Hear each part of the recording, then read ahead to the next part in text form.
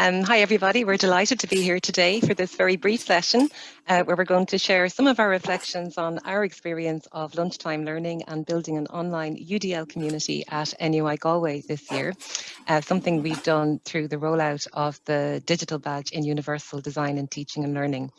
And for anyone who isn't familiar with the digital badges, the Ireland's National Forum for the Enhancement of Teaching and Learning in Higher Education has, over recent years, overseen the development of a suite of open access professional development courses open to all who teach in further and higher education. And anyone who successfully completes one of these short courses can claim a digital badge, which is a micro-credential recognizing knowledge and skills relevant to their teaching practice. So it's a really nice way, I think, to engage folks in professional development and reflective practice, and also for building community, which has been our experience this year. So we're just going to very briefly introduce ourselves, and then we're going to talk a little about what we did and what we learned. Okay, so I think I appear first. So I'm Kate Molloy. I'm a learning technologist in our Centre for Excellence in Learning and Teaching, and I'm currently working on the Irish Universities Association Enhancing Digital Teaching and Learning project, which has given me time to help support some of these staff development opportunities. So it's been a delight past year. I'm Daniel Savery. I'm Widening Participation Officer with the Access Centre in NUI Galway. And I'm Jane Ennis, and I also work in the Access Centre at NUI Galway, and I've been project managing an inclusive learning project, of which the rollout of the digital badge was one element this year. And I've just started a new role as embedding UDL coordinator at NUI Galway too, which is quite exciting. So that's us. So what did we do? Okay, so as part of the inclusive learning project, we had committed to a single rollout of the UDL digital badge in semester 1 2020. And to be honest, we were a little apprehensive when the time came to launch in September. We just didn't know if people would engage or not, given the uncertainty and, dare I say it, chaos that was reigning in the sector at the time. You know, people were returning to teaching, thinking that it was going to be in person, then it moved online and so forth. So we just didn't know if people would be interested in taking part, but we were really delighted, I think, by the level of interest and engagement, so much so that we actually did it all again this semester. So we've now had 2 rollouts of the badge and it's gone really, really well. So we decided early on that we would deliver fully online. There are options for in-person delivery, but we decided no, fully online would work better for us, and that obviously was the right decision in the end. And I suppose just again, for those who aren't familiar with the badge, the model is very simple. It's a 10-week asynchronous short course. About 25 hours of learner effort is involved. Participants complete 5 online modules, more or less in their own time. And they engage with their peers, and then they complete a UDL implementation or redesign activity, and their report about that then is the evidence for the badge. So quite a simple model. In terms of the peer engagement then, we found that this was one of the real success stories of our rollout. And what we did was assigned our participants into small groups of 3 or 4, and then they met 4 times over the course of the badge to complete some guided activities and to share their reflections and their practice and their ideas for the redesign and so on. So that worked really well, and we'll talk a little bit more about that in a moment. In terms of the lunchtime learning then, we offered 3 very short lunchtime webinars, really just information sessions. They were half an hour each. They were recorded for anyone who couldn't make it live, and we were really just signposting and guiding, I suppose, participants and encouraging people to stay the course. And then we also offered 5 drop-in sessions, again online obviously, where people could pop in and just ask a question or explore their ideas for a redesign with us. And I think, all those lunchtime sessions really help to build that sense of learning together and connecting virtually and building that community of practice. One more decision that we had to make was whether to go ahead with our original plan to roll out at institutional level, or whether to join one of the national rollouts that had led on last year very successfully, I might add. But in the end, we decided we would keep it local, and I think Kate is going to talk a little to some of the merits of that approach. You can see the screenshot here. It just shows that we've taken, the open access materials that are available to everyone on the links that Jess has just posted, and then, use the NUI Galway branding, I suppose, to make them feel more localized, I suppose. So I'll hand over to Kate now to share some reflections. Yeah, perfect. Thanks, Jane. And yeah, I think one of our concerns was coming into the year that was in it. We honestly didn't know what the engagement would be. You know, we had a lot of folks interested and signed up, but we know from working with staff, or at least I know from working with staff, that doesn't always mean those people will see it through to the end because everyone is so busy. But just to give it kind of some local context and some of our reflections kind of as a whole after running the two iterations, is we kept things extremely light touch and flexible. It was very much about learners working through the online content, as Jane said, but then also working themselves within their peer groups for accountability purposes, working in whatever kind of schedule or whatever platform seemed to work for them, that letting folks go off and really do that work themselves in their own time. And it seemed something that comes up for us time and time again is I think the reflection is, you know, it was a bit more than a workshop but a bit less than a course. So the kind of the sweet spot of, you know, one ECTS or around 25 hours really seemed to work for us. So the format as a whole, not just for the Universal Design Badge, was really, really good. It just really, really worked out.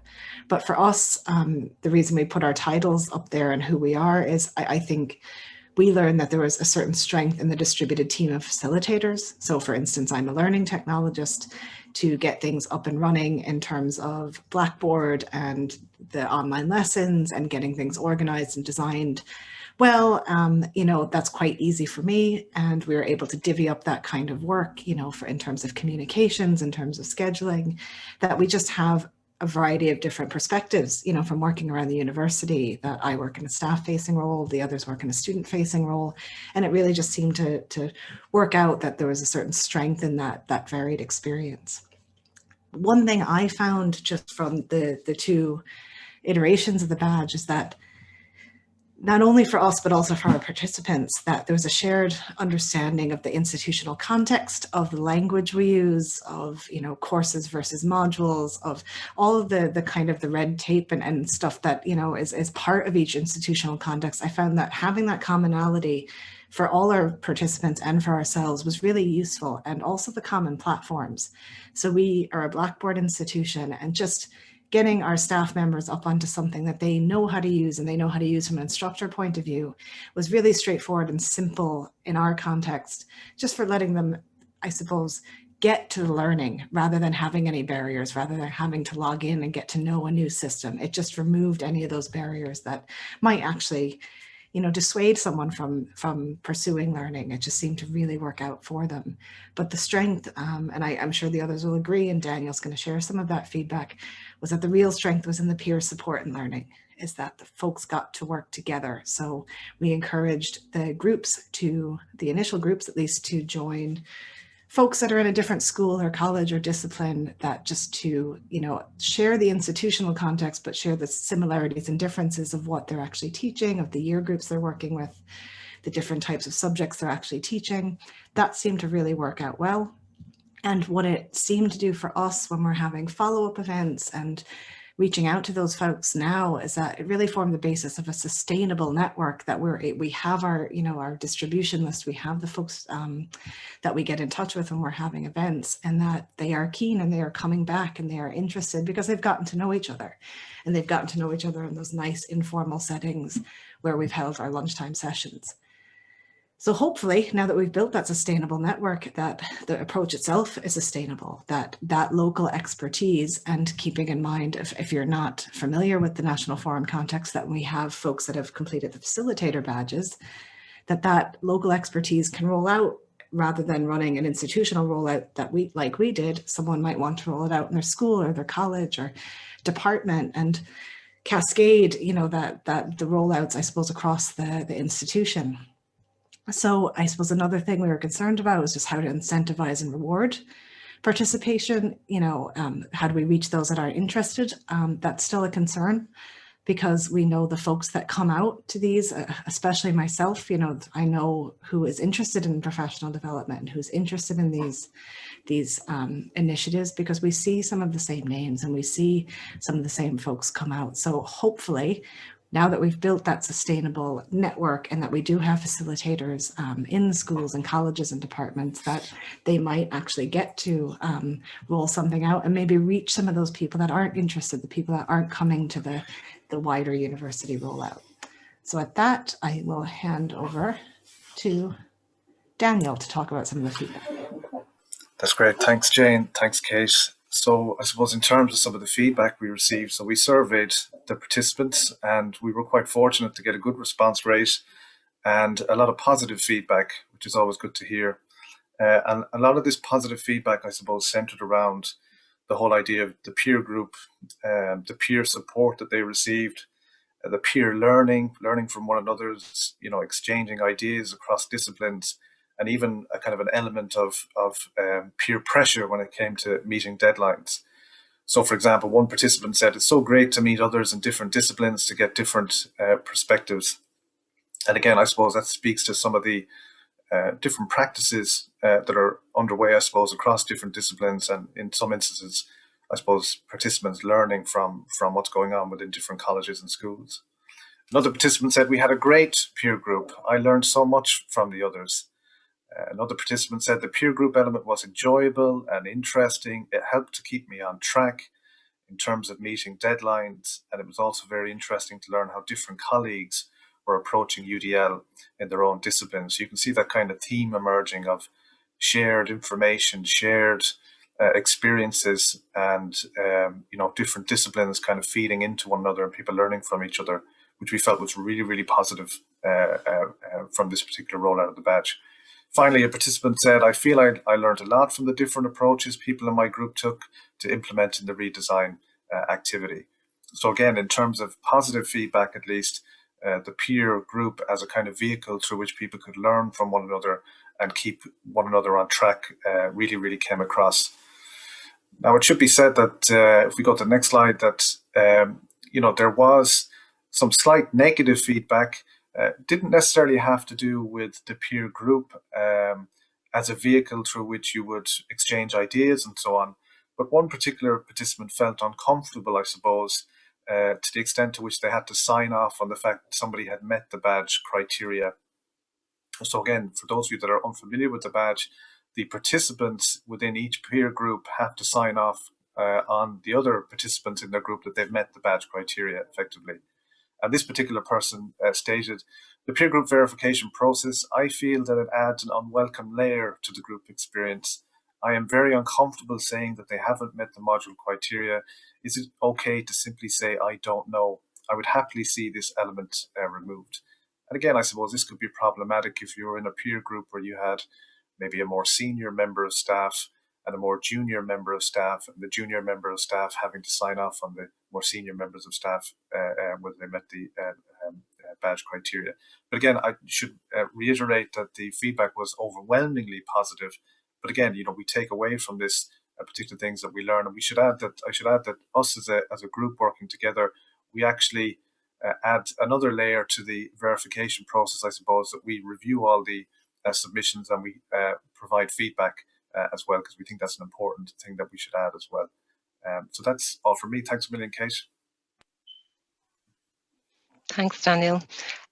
So just to finish then, just where are we going from here? We've learned a lot over the last year, and we're certainly planning more institutional, or as Kate has said, maybe more localized rollouts. So looking forward to partnering with academic colleagues to make that happen in semester one.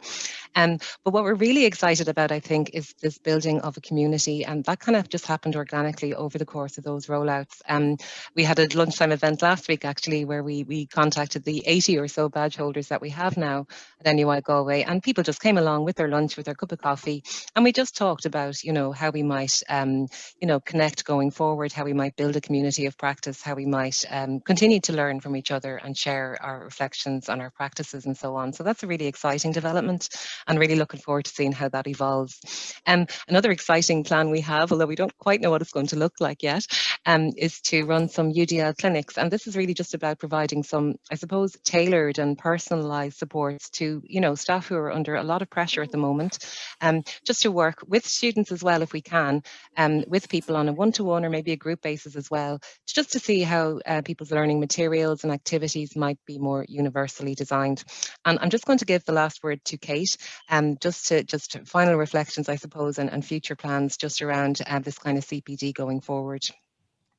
Yeah, no, thanks, Jane. And I suppose I touched on this a little bit, but just to clarify the format of the badge, you know, again, we really didn't know going into this how successful it would be, and it was organic in the way that it seemed to just materialize and build and grow into a community. But what that taught someone like myself, that I'm familiar with the National Forum badges, obviously I'm familiar with micro-credentialing, but just it really taught me a lot about the format for CPD, that these badges being one ECTS, so they're a short course, they're about 25 hours, that really that format of something more substantial than a workshop, but less than an actual module, you know, for staff to work through and have support of their peers and have the support of us, and really to learn together in that synchronous and asynchronous way, mostly asynchronous, but that community that was built out of those lunchtime sessions and that continued in the asynchronous environment really provided us with a lot of food for thought just around how we might model CPD.